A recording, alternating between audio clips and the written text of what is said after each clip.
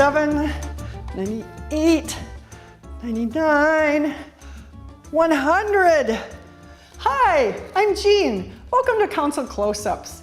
On this program, we get to know the people who drive the buses and trains, treat the wastewater, support community planning, and do the behind-the-scenes work at the Metropolitan Council. Today, we're talking with Jo Marthaler. She's a mechanic at Metro Transit's Overhaul base. We are in her home gym. We'll talk to her in a minute, but I've just got to finish this set. 29, 30. Hi, Jeanne. Do you need a spot? Oh, hi, Jo. I just finished. Thank you very much. Good. You know, most people in their home workout room, they have a treadmill. This is quite a setup. It is. Thank you. I love fitness. I like working out. I have cardio equipment for my warm-up, and some days I just do cardio. I don't do strength training. And then when it's a strength day, I got a variety of machines and free weights that we use to work out with. And then my husband comes out and works out with me sometimes. So that's terrific. What a nice way to spend time together. It is. It's awesome. Jo, you are a mechanic at Metro Transit's Overhaul base. What's the Overhaul base? At the Overhaul base, there's 4 different garages there. Oh. And ours, non-revenue, is the only shop that doesn't work on buses. The rest of them do. They've got unit overhaul where they overhaul trannies and engines. They've got the body shop where they do all the body work for the buses that get damaged. And then the brake shop where they do all the brakes. And then there's our shop. They call it non-revenue because everything we work on is not money making. The buses make the money. We are all the support vehicles. So anything that's a support vehicle, we do over in our little area. The police is one of our customers. The guys who do shelter maintenance, they're our customers. The street supervisors are our customers. So we're their service station. How did you decide to become a mechanic? I just always like, trying to figure out what makes everything work, take them apart, put them together. And so mechanic just kind of fell into that.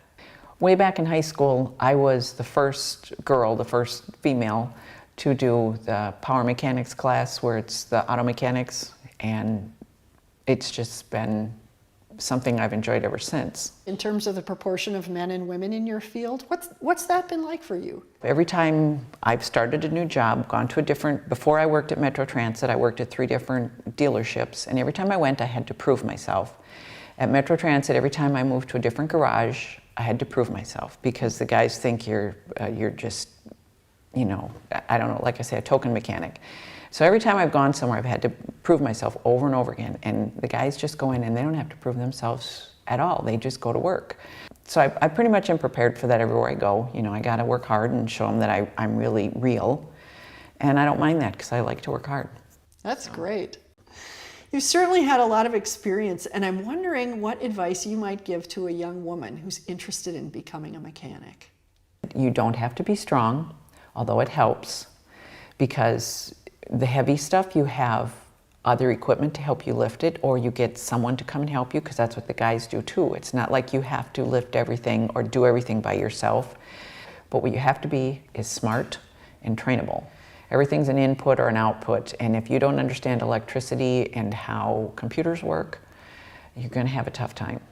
But if you know that stuff, if you're smart and when I say trainable, I mean you still learn and it comes easier.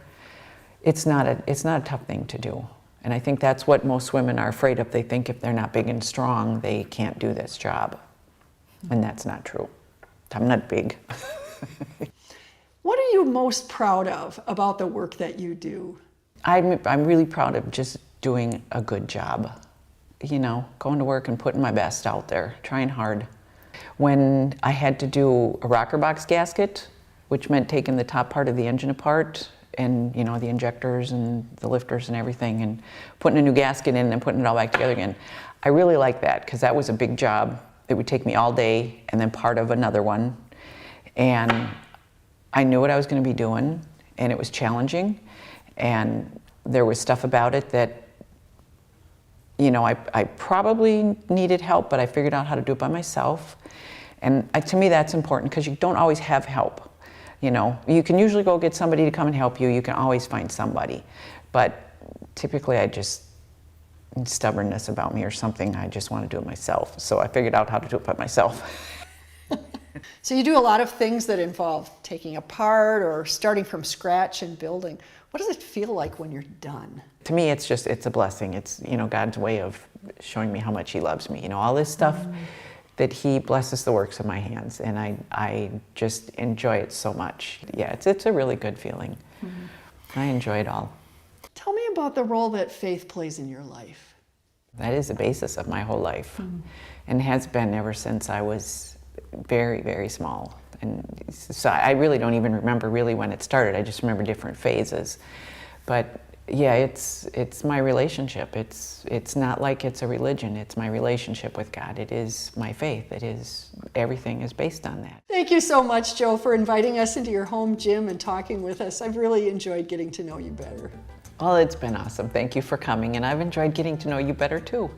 If you'd like to know more about the Metropolitan Council, visit our website at www.metrocouncil.org.